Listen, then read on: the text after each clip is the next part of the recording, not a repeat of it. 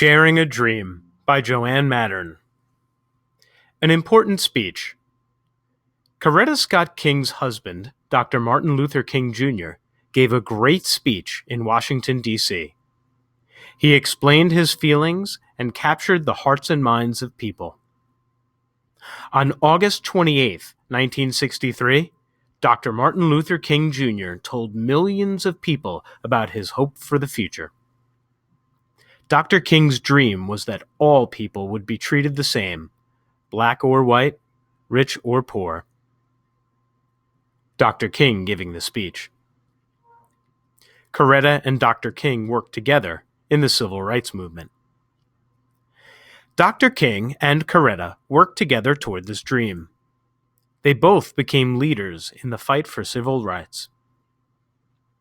How did Coretta Scott, a girl from a small town in Alabama, become famous around the world for her work against injustice? Her early years. Coretta was born in 1927. She had strong family support and went to college to be a teacher.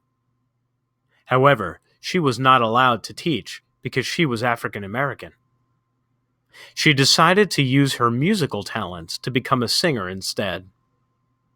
In 1951, Coretta went to Boston to study voice and violin at a famous music school. Coretta met Martin Luther King Jr. in Boston, where he was studying too. They fell in love and got married in 1953. Fighting injustice. After Coretta and her husband finished school, Dr. King became the minister of a church in Montgomery, Alabama. There, a black woman named Rosa Parks refused to give up her seat on a bus to a white person. The black community decided not to ride the buses until this unfair rule was changed. Dr. King and Coretta joined the fight. Rosa Parks was arrested when she wouldn't give up her seat on a public bus. The King family included 4 children: Yolanda, Bernice, Dexter, and Martin III. While in Montgomery, Martin Luther King Jr. gave speeches against segregation and led marches to support what he believed. Coretta preferred to stay home with their growing family, but she often went with her husband and marched alongside him. She gave many speeches too. She spoke to schools, churches, and civil rights groups. Many people did not like what Coretta and Dr. King were doing and saying. Coretta knew she had to stay strong because the dream of equality was so important. Coretta started to use her music to help Martin. She performed in a series of freedom concerts. Music, poetry, and speeches were used to tell the story of the civil rights movement. Coretta helped organize a series of freedom concerts to tell people about equal rights. Speaking around the world. The Kings became famous all over the world. They took trips to Africa and Mexico. In 1959, they went to India to honor an Indian leader named Mahatma Gandhi. Gandhi's belief in peace helped Dr. King and Coretta in their own work.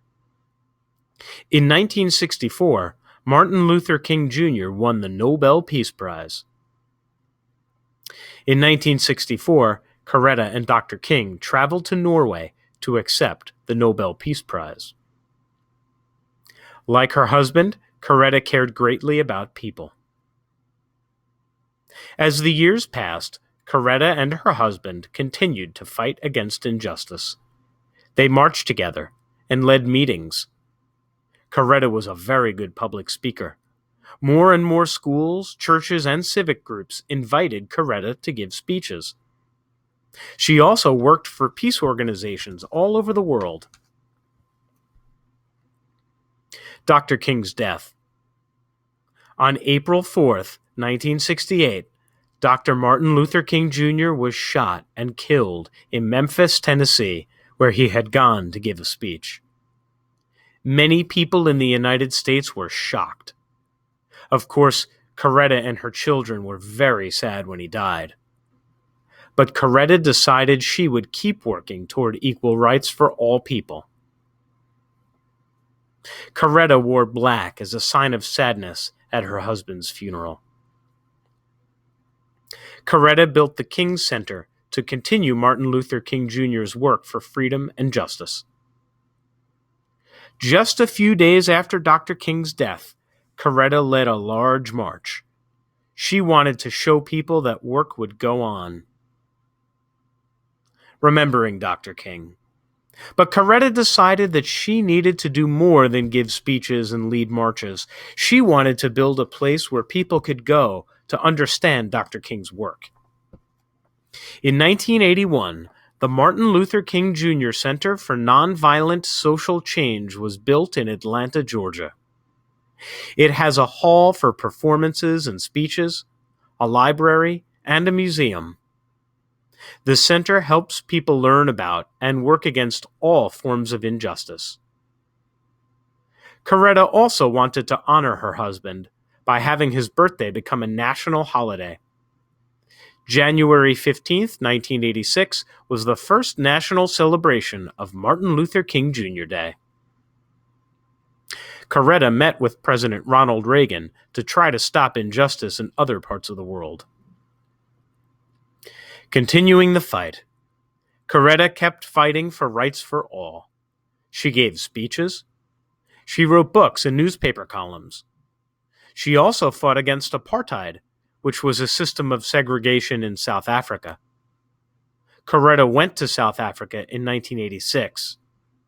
She also asked U.S. President Ronald Reagan to join the fight against apartheid. In 1995, Coretta's son Dexter took her place as leader of the King Center. For the Kings, fighting injustice has always been a family affair. Coretta Scott King died on January 30th, 2006. She was 78 years old. Along with her husband, Coretta helped make the world a better place. Coretta continued to work for freedom and justice all of her life.